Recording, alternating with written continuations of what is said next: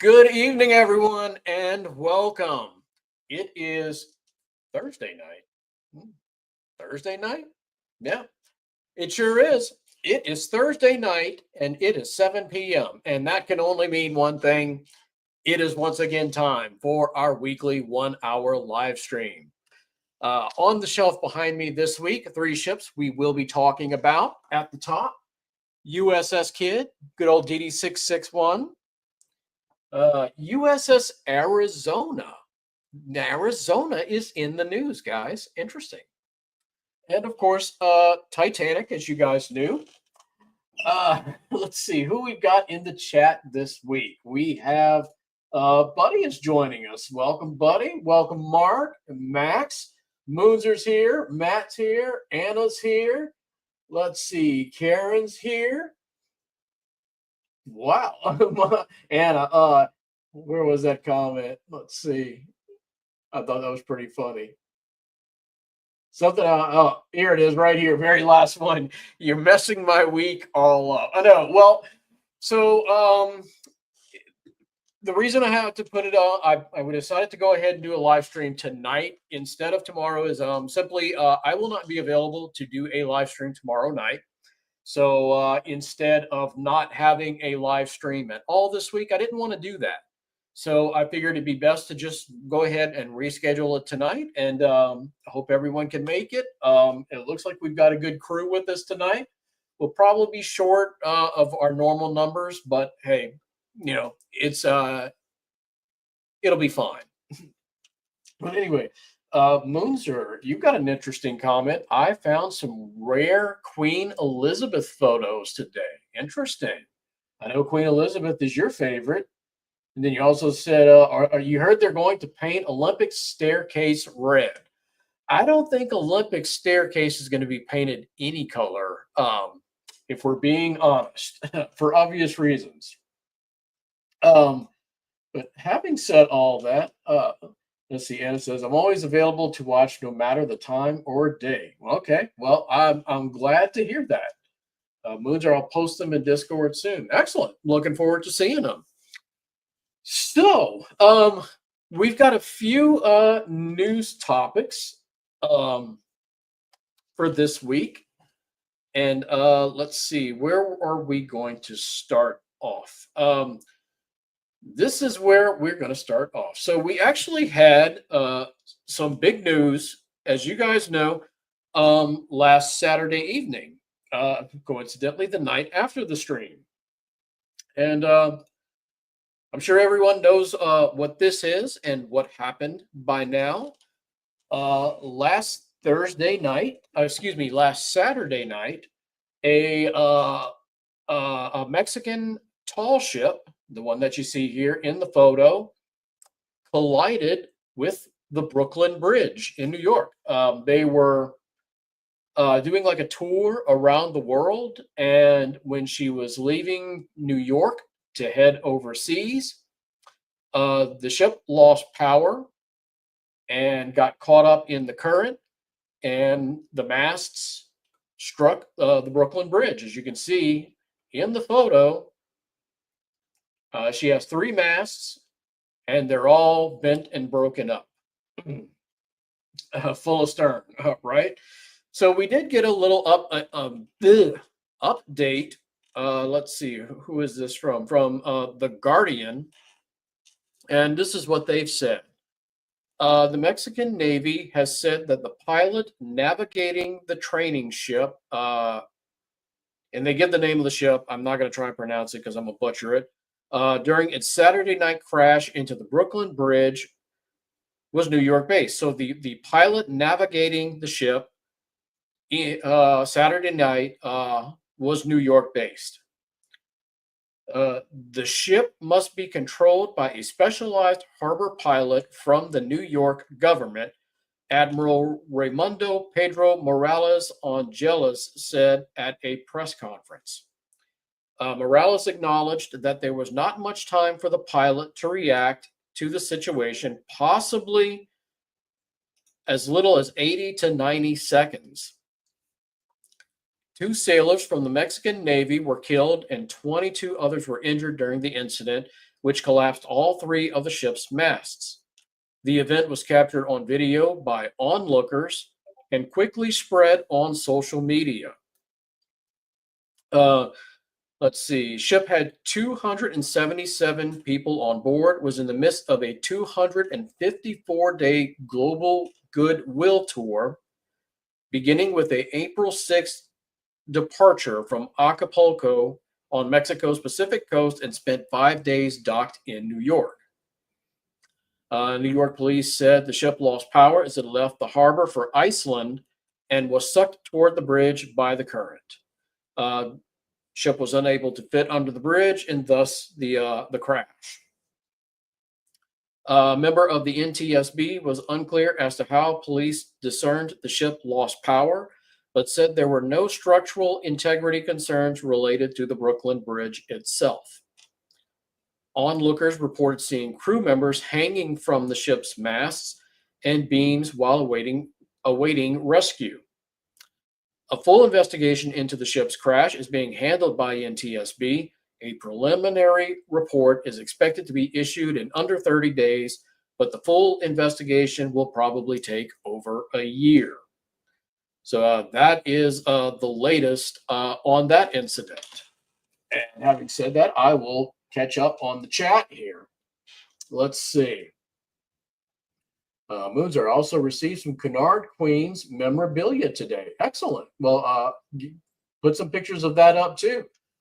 Age Forgotten is joining us. Welcome, Age. Let's see who else we got. Aaron is joining in. Welcome, Aaron.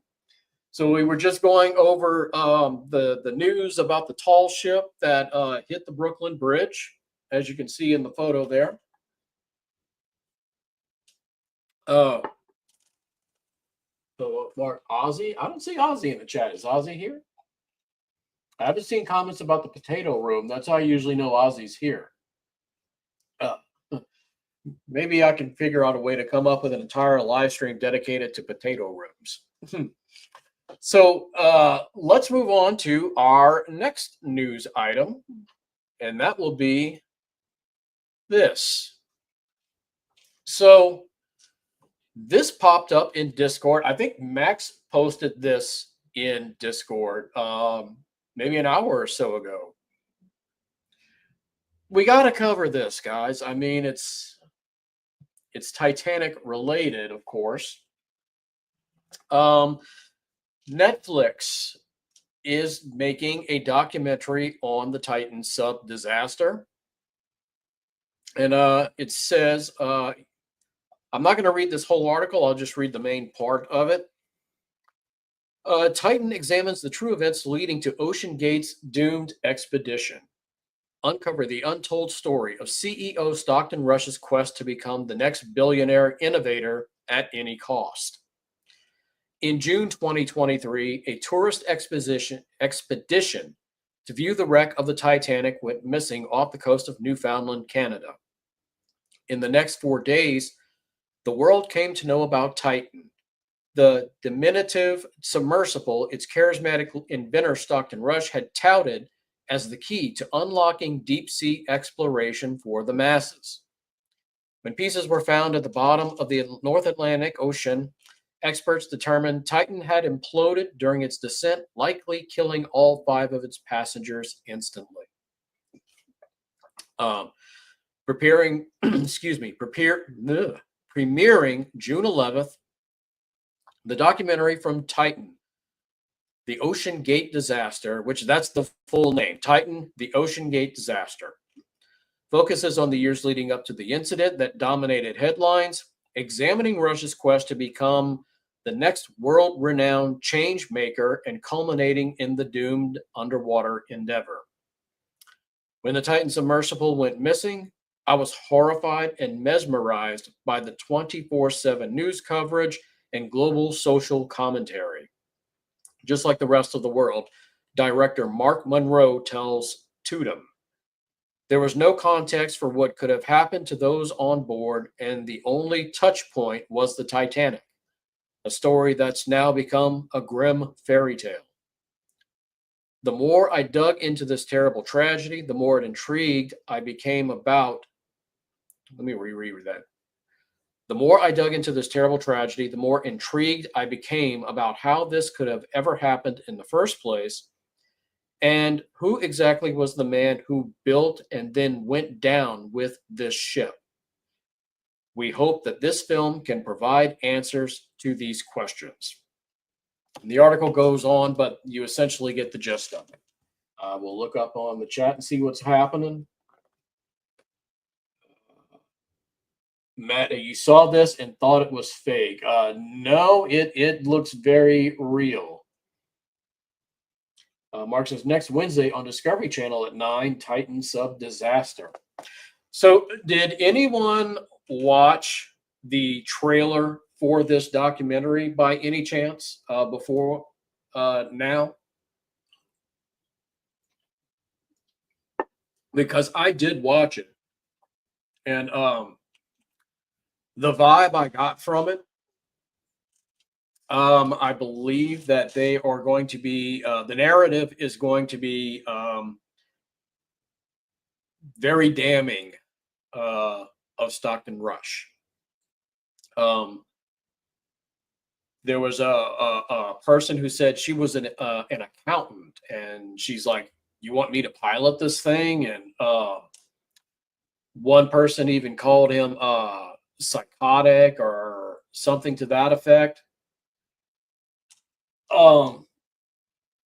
Here, and I watched some other documentaries about it, but not this one. Well, that's because it's not available yet. It's coming out on June 11th. So yeah, that's my interpretation. What I got out of watching the trailer from this is they're not going to be portraying Stockton Rush in a positive light. Now, take from that, what you will. I'm sure everyone has formed an opinion about him by now. So I do not have Netflix, so I know people that do, so I'm going to have to see if anybody will let me watch it at their house that has Netflix, and we may come out and discuss it next week. Anna, it should be damning. His actions got 4 other people killed. Aaron, guy was a moron. Well, I mean, I hate to speak ill of the dead, but I mean, it's kind of, you just, there's no skirting around it. I mean, what Anna says is true. I mean, it's just unfortunate. I've listened to Cameron's interviews about it. That's all I need to hear. Well, it's crazy to me that I remember watching one of James Cameron's interviews about it. Of course, there were a couple of interviews. Actually, him and Robert Ballard did some interviews together right after the media finally came out and said, yeah, it imploded. Where I think James Cameron even mentioned that Stockton Rush had offered Cameron the opportunity to go diving on the Titan sub, and he said he wasn't interested. He said he was skeptical of the engineering, the technology, the building of the sub. He did not think it was safe, as a lot of people did not. So it's going to be really interesting to see what they're going to be saying about not only him, but as it says in the years leading up to the implosion. Aaron, the carbon fiber was so delaminated that he should have known. Market went down 3 times without problems. 4th time it imploded. I thought it went down 4 times and it imploded on the 5th expedition. That's what I seem to remember about it. And I remember watching this thing on YouTube. Some guy, real popular YouTuber, and I forget what his name was, but I watched this video where he was supposed to go down on the sub, and he didn't. It got canceled for whatever reason. I forget what the reason was that his expedition got canceled, and the very next dive was the one of the implosion. And he had talked about that. You talk about being lucky. There you go. Titanic looks very small in photos, but don't be fooled. People that have gone down and seen her say it's like a huge wall. Oh yeah, absolutely. And I personally don't find the ship looks all that small in photos either.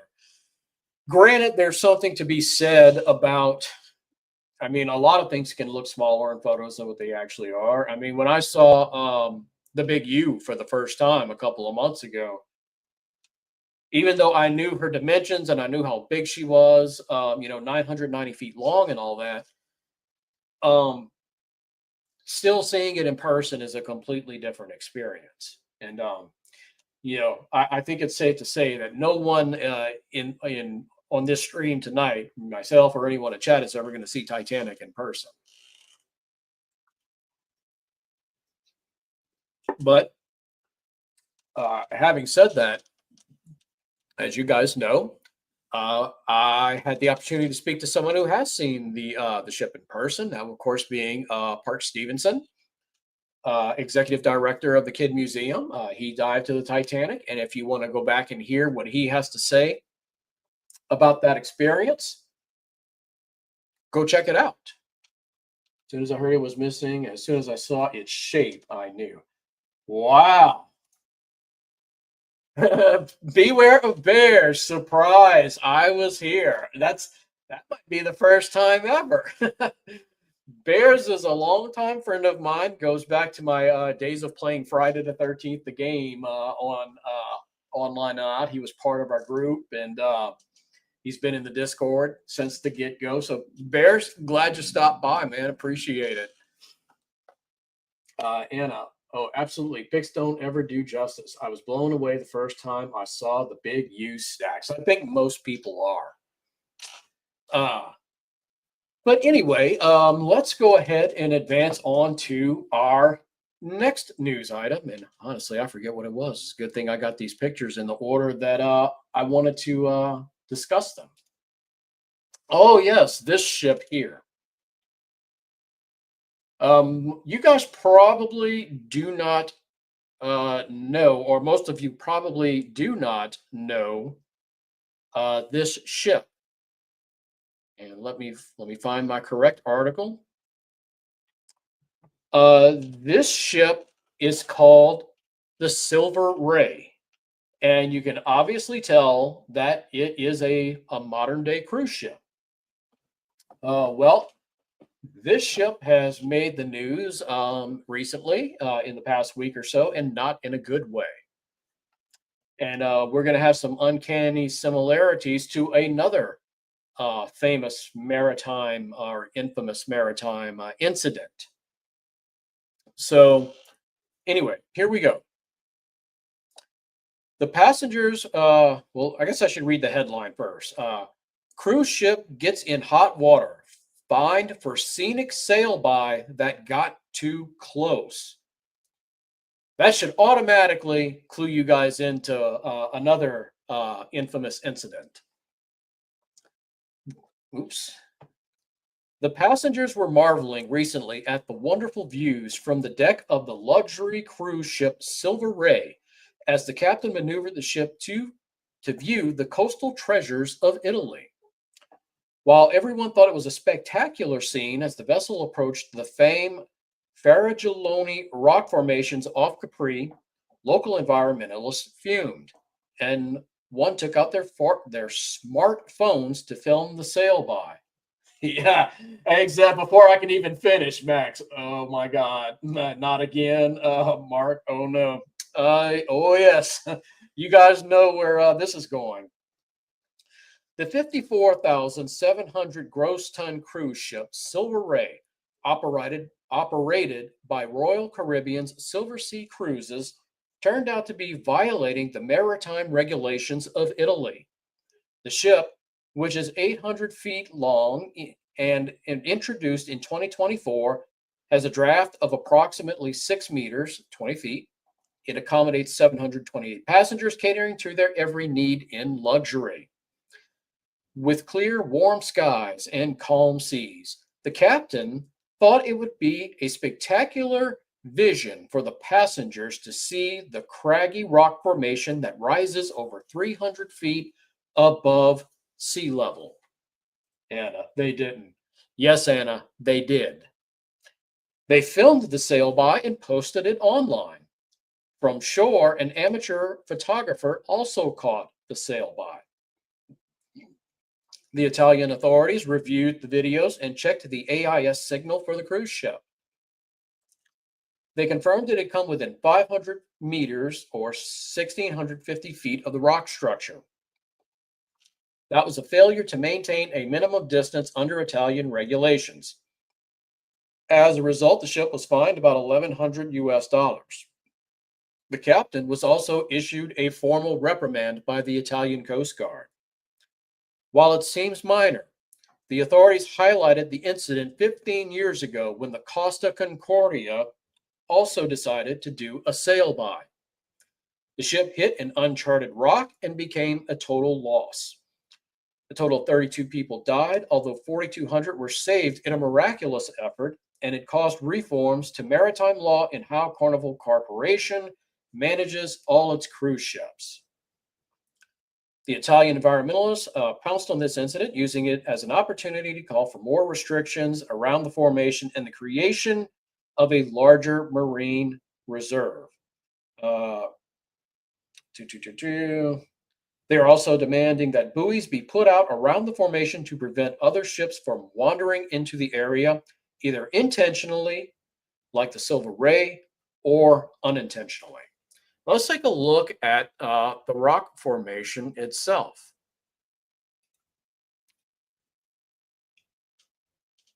Did you say $1,100 fine? Yes, Aaron, $1,100 $1,100 US dollars. Moons or Great Lakes will be having more cruise ships. That's interesting. So that's essentially what the rock formation looks like. Beautiful, by the way. And let's see. This is apparently one of the images, or I took this video was on the website and I took a screenshot. I'm guessing I believe this is actually from the ship, and to see how close they got. It looks like a background from Windows 7. So obviously very bad idea. Did this guy not learn from Scatino of the Costa Concordia? I mean, that is Mark. Wow, that is close. Yeah, that's obviously too close, because what if there are uncharted rocks in this area? I mean, and I don't feel like you need to get that close to see it. No, you clearly don't. What if that ship hits an uncharted rock like the Costa Concordia did, and you've got an exact repeat of the same disaster from 15 years ago, which would say this captain didn't learn a thing from Scatino. And by the way, as far as I know, Scatino is still in prison over the Costa Concordia thing. Let's see. What is our next topic? Oh, yes, of course. So I can say, luckily, on the cruise ship I was on, the only time we ever got close to land was when we were pulling into port. I would be a little apprehensive about getting close to a rock formation like this based on Concordia.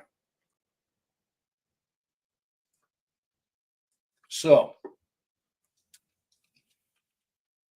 where are these? And it's in Italy, by the way. Costa Concordia was an Italian cruise ship.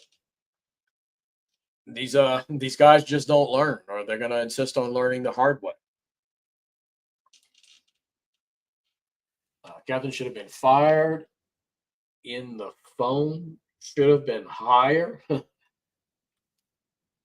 Okay. Let's see. Moving on to our next topic. Let's see. This should look very familiar to all of us. Pretty sure everyone can guess what that is. Um, what we are obviously looking at is the USS Arizona, the memorial and the remains of the ship. And Arizona was in the news recently. Let me see. When is this article dated? This article is actually dated for May 15th. And what it is, let's see. The Navy is going to remove USS Arizona mooring platforms after 80 years. And this is from the from HawaiiNewsNow.com. Here, never been to Hawaii, not really a bucket list. Hawaii would be a bucket list for me for obvious reasons. The Arizona and Mighty Mo. Those would be my reasons for wanting to go to Hawaii. I mean, I see, the beautiful water and the beaches and all that stuff, but I can see that stuff a lot closer to home too. And in fact, I have. Um, I would be fine with just going there to see Arizona and Missouri. But anyway, on to the article. The U.S. Navy will be placing buoys and anchors in Pearl Harbor waters next week, which will probably be this week now, to prepare for the removal of decades-old mooring platforms on the USS Arizona. The platforms were attached in 1942 to aid the salvage of the vessel's main guns and equipment. They're now being removed to prevent possible damage to the Arizona and its memorial after Platform 1 partially collapsed nearly 2 years ago. Officials say the removal effort will fully respect the ship and its status as a war grave and comply with relevant laws, regulations, and policies. Now, I originally had a different article, but I kind of, when I was planning to cover this, but I cannot find that article again. So I just had to find another one. This one's a bit shorter, but I believe the platforms that they're talking about is this one here and this one here. Because the article, the other article, the original one I found said that two mooring dolphins or two dolphins would remain in place. And I think they're talking about this one here and this one here.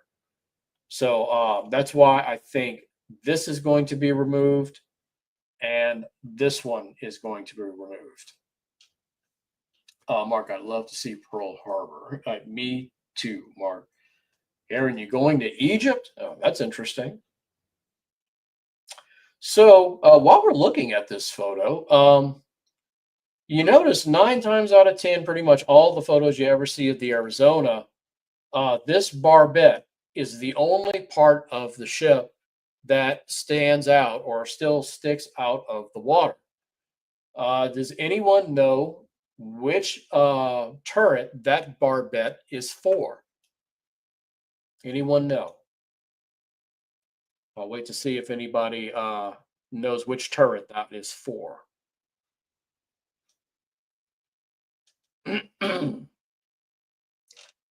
Let's see. Mark says number 4. Aaron says number 2. Anyone else? Okay. So the correct answer is turret number 3. So over here, this is the bow of the ship.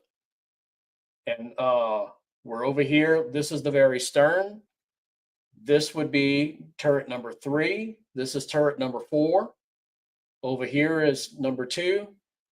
And one should be somewhere in this section. And another way you can tell which part of the ship you're looking at, like which angle. Remember, the explosion happened on the front end of the ship. And look at this. You see nothing of the ship in this section, which would indicate that's where the explosion happened, other than the very prow up here.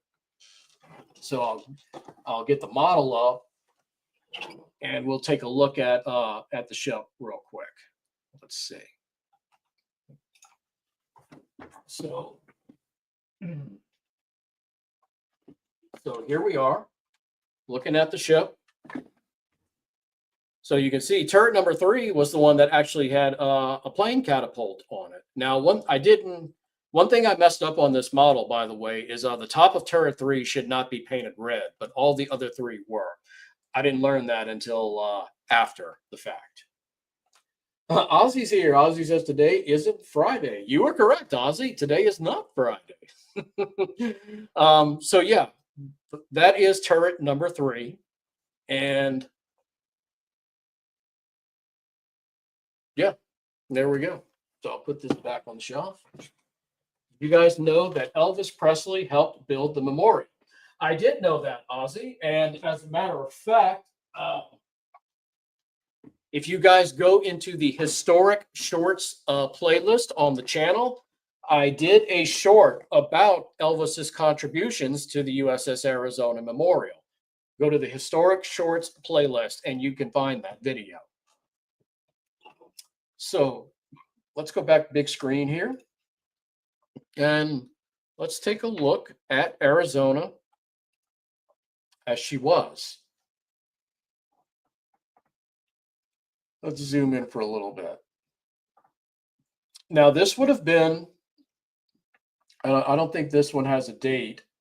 No, this photo is not dated, but I believe her refit was, she had a refit in the 20s because originally, you see, the 2 tripod masts we see here, originally Arizona had the cage masts. If you look at the earliest photos of Texas, Texas also had the cage masts, and they all got updated later on with these tripod masts. Ozzy, it's from his concert each time. He did a big fundraiser in Hawaii, and he was out there filming his movie. And I'm talking about Elvis here. He was out there.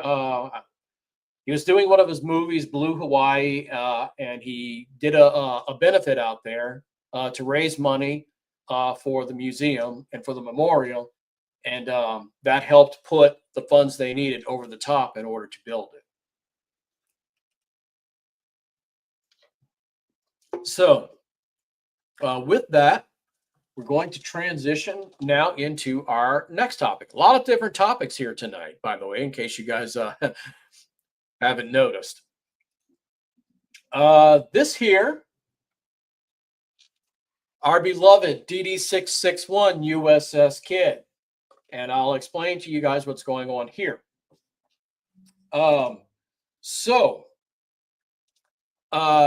Kidd put out a update on their Facebook page the other day, essentially a dry dock update, and I will read to you guys what's going on. Yeah, DD661.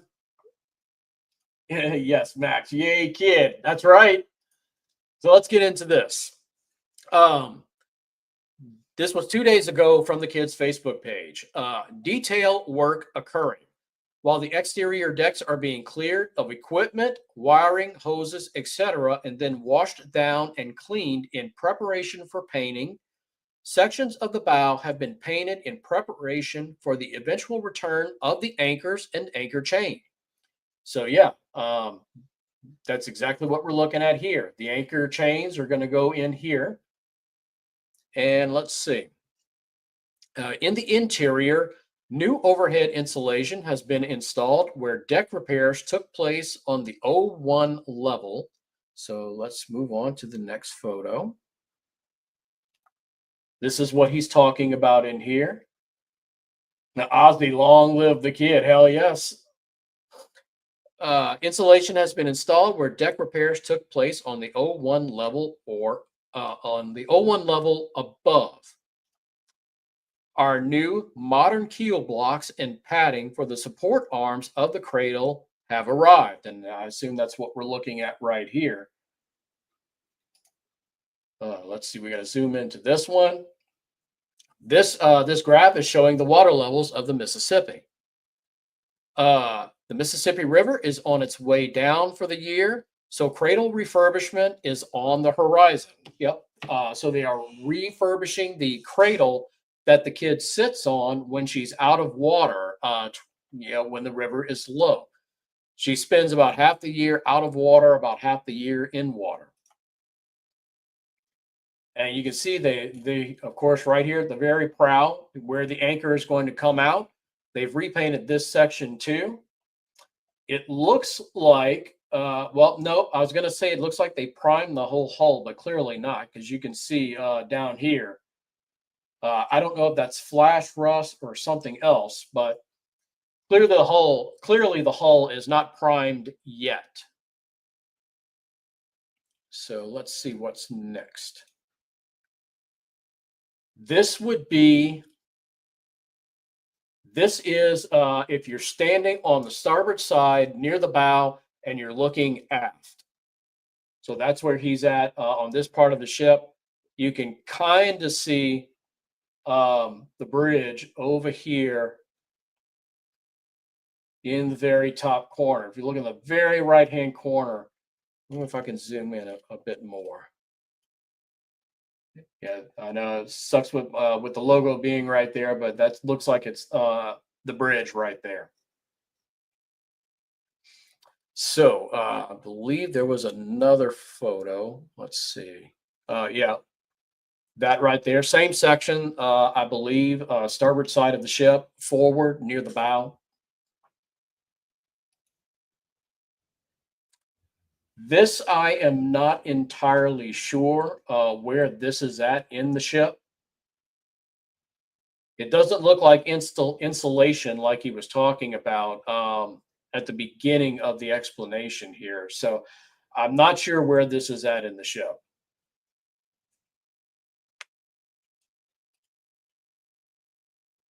Another spot where I'm not sure. I think this is this kind of looks starboard looking forward to me.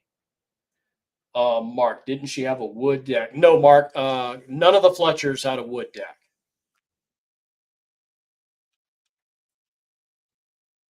You are correct, Aaron.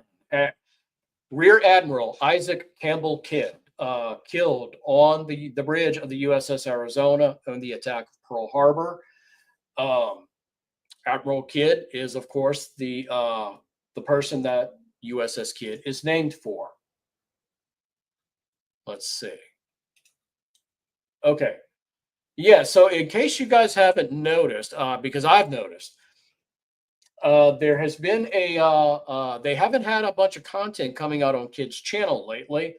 So the museum put this post on YouTube and to provide us with some explanation. And this is yesterday. It says crew rotations, they happen in the Navy, they happen in museums. Miss Molly has had to depart to get a real grown-up job. No one tells him he's got a make-believe kitty job. Get it? Kitty?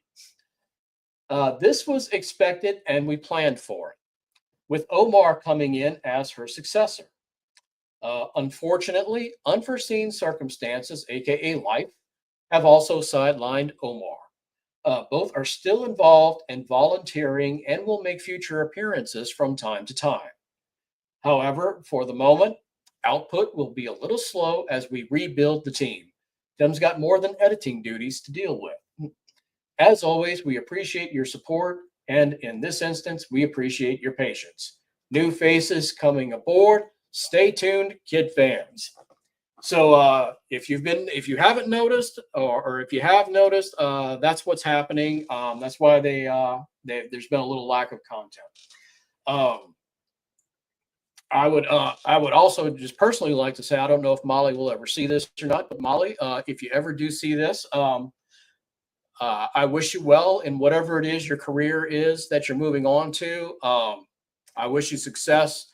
I wish you happiness, and I know whatever it is, you're going to be great at it. And we hope to still see you at museum from time to time. Omar, the same with you as well, my friend. And Omar did the tiki mugs that they advertised and sold a limited number of for the Kidd last year as part of a fundraiser.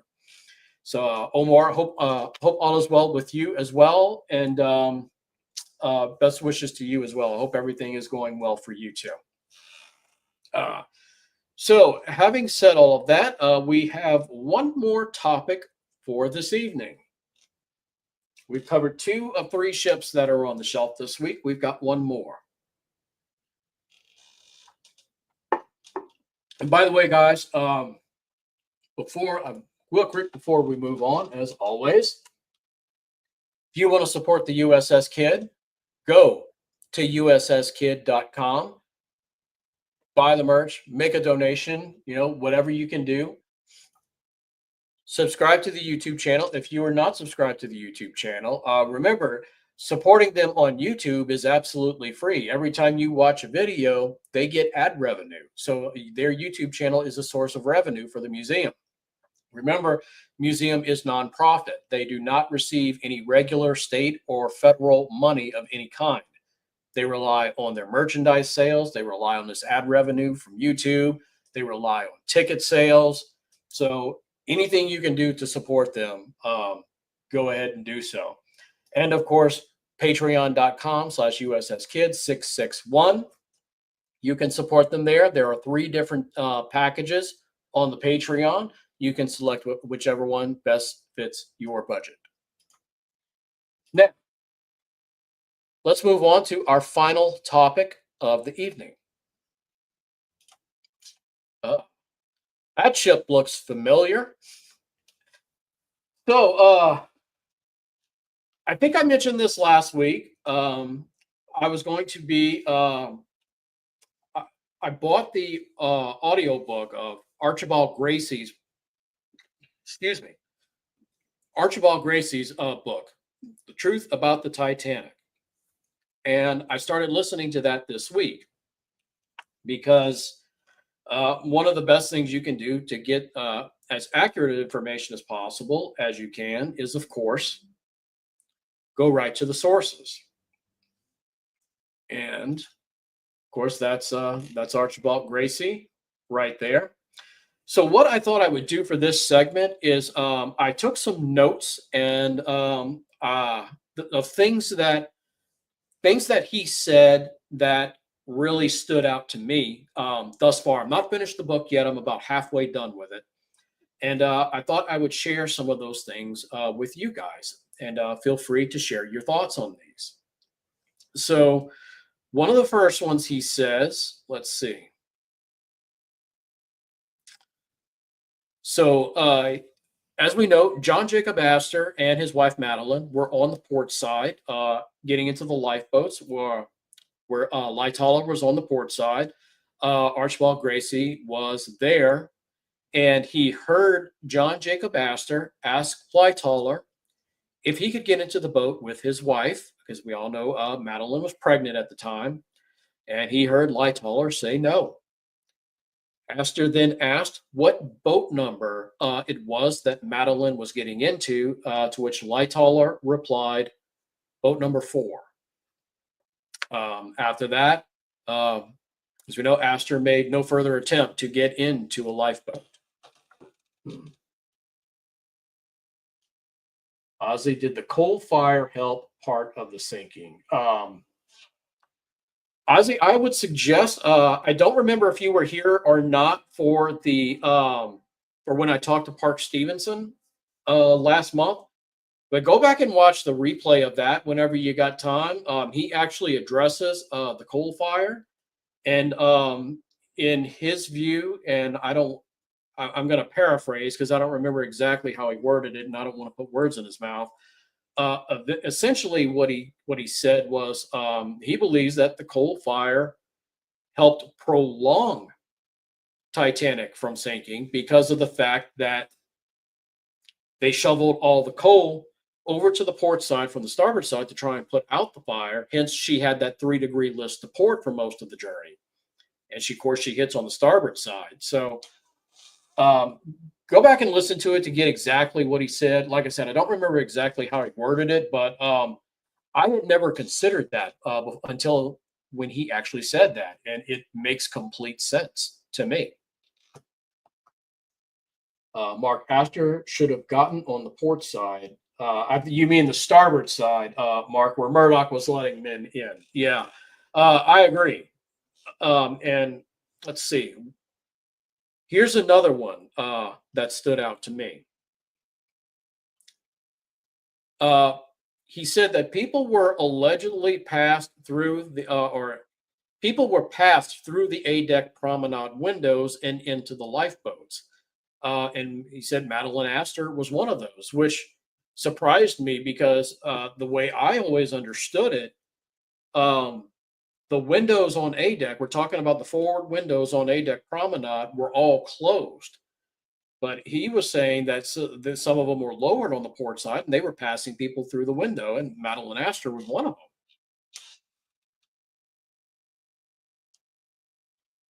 Let's see, Ozzy, if the port door was closed, will not sinking faster. I think you're talking about the gangway door on D deck on the port side where it got left open.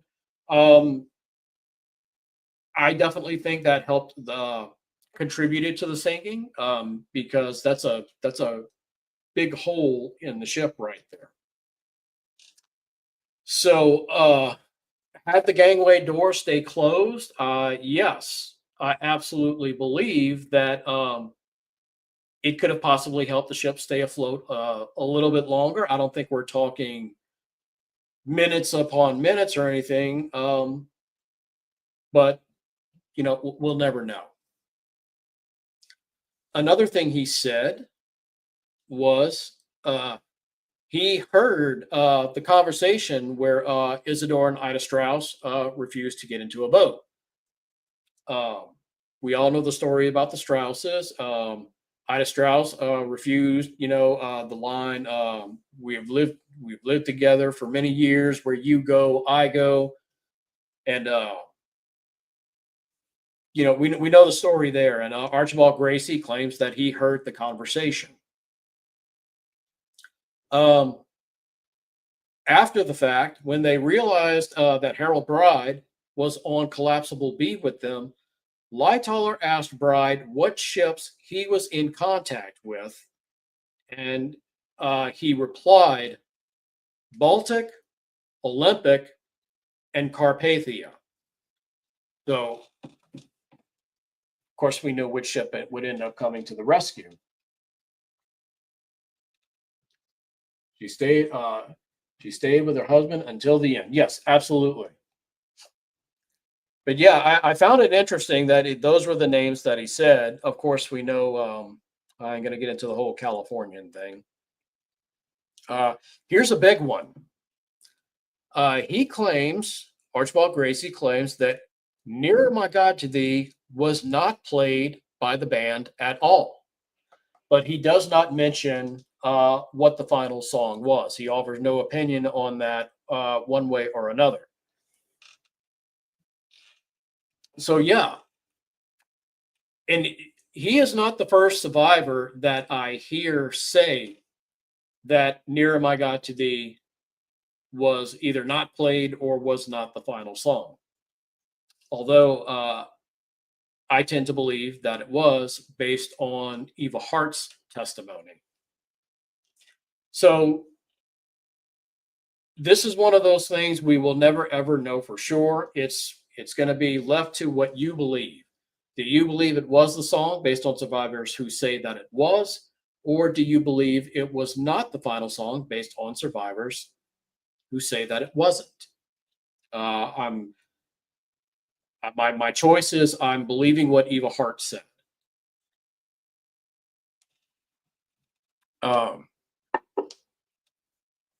Now, going back a little earlier, moments after the collision, he made his way to various parts of the ship on the outside of the ship to see what they had hit, and he couldn't find anything, nothing at all, like no evidence of any, like another ship, an iceberg.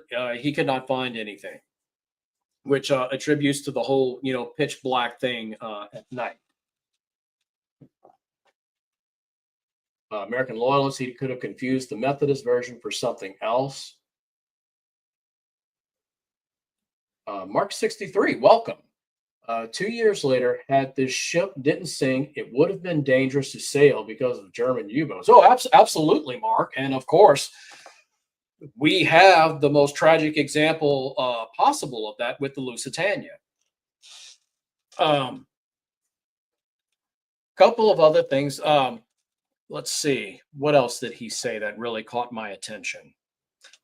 Well, I want to go back to American Loyalist comment.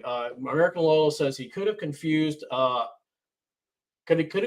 Methodist version for something else, possibly, because it's another thing Eva Hart mentioned in one of her interviews. According to her, there are 3 different versions of the song, and she didn't say if it was a Methodist version or not, but whatever her faith is, it was the one that she heard going to church.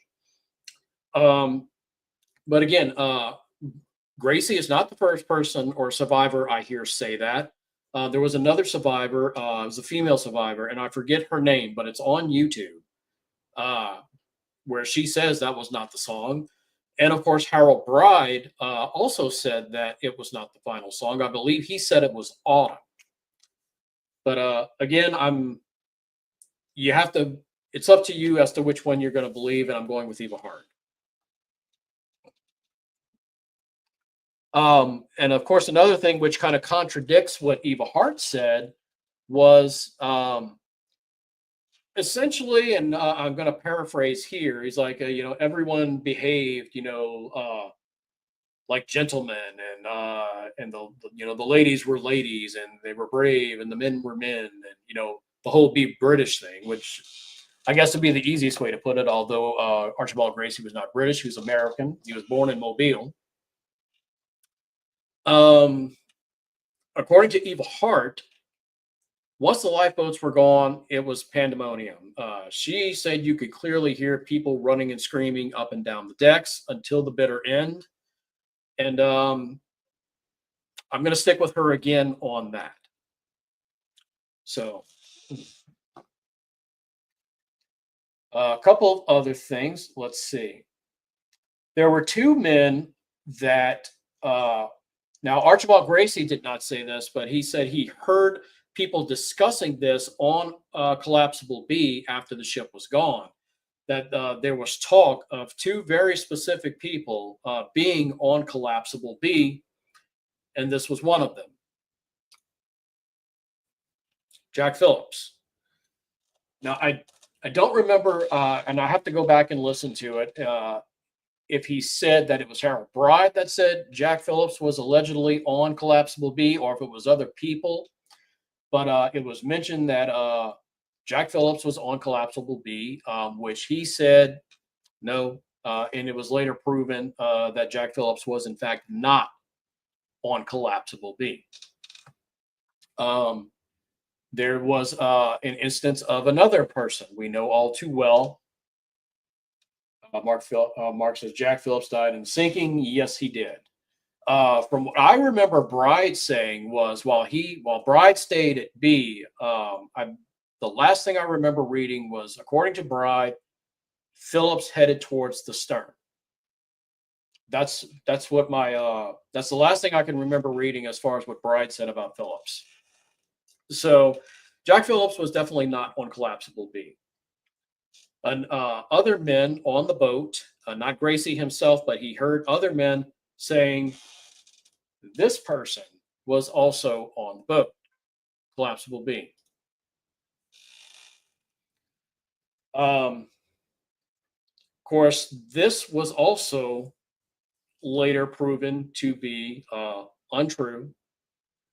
It's generally believed that Captain Smith's last moments were on the portside bridge wing with Andrews, and one of them allegedly said to the other, and this is after 2 a.m.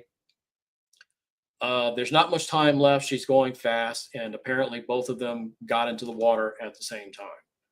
But yeah, according to Archibald Gracie, he heard men on Collapsible B saying that Smith at one point was on the boat, which was there's never been any evidence or proof of that.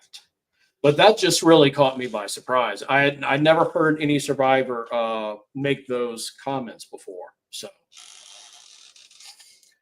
now concerning the audiobook itself that I've been listening to, the presentation of this audiobook was kind of eh.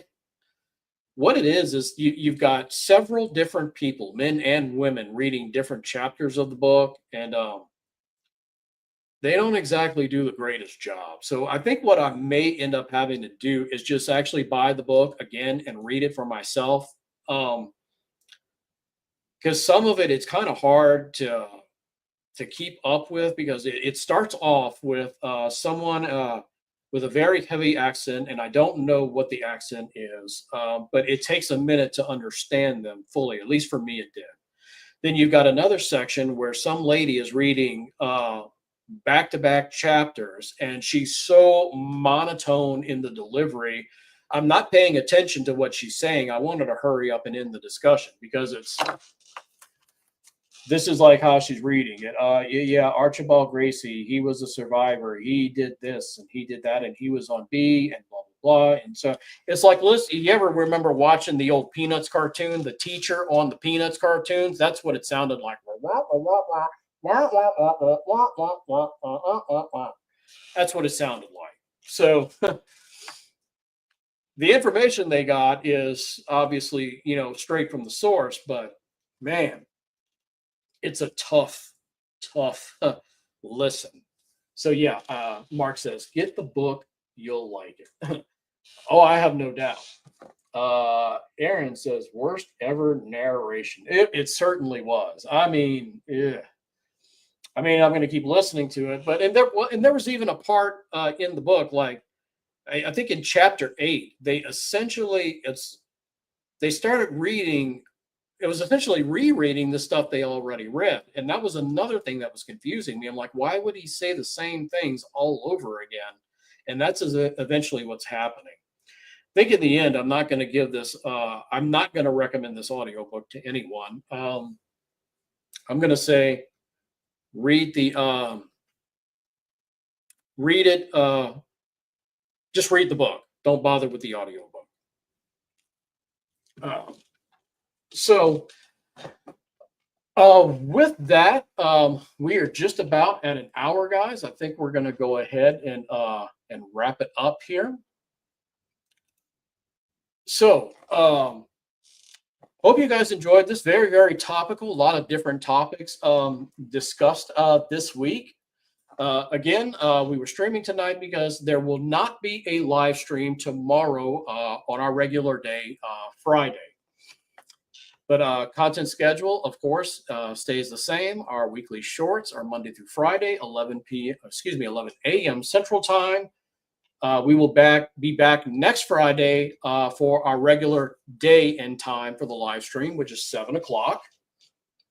There is not a video of the week this week because I simply did not have time to edit any content and put it together. But there is going to be a 2-minute long short coming out about the USS Drum. That will be the members already have access to that video. The public will have access to it tomorrow.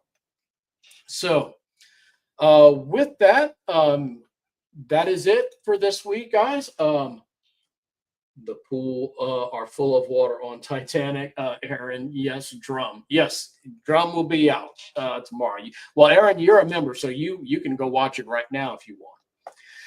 But that's it for this week, guys. Thanks for watching. As always, I appreciate you guys. And until the next time, you know the drill.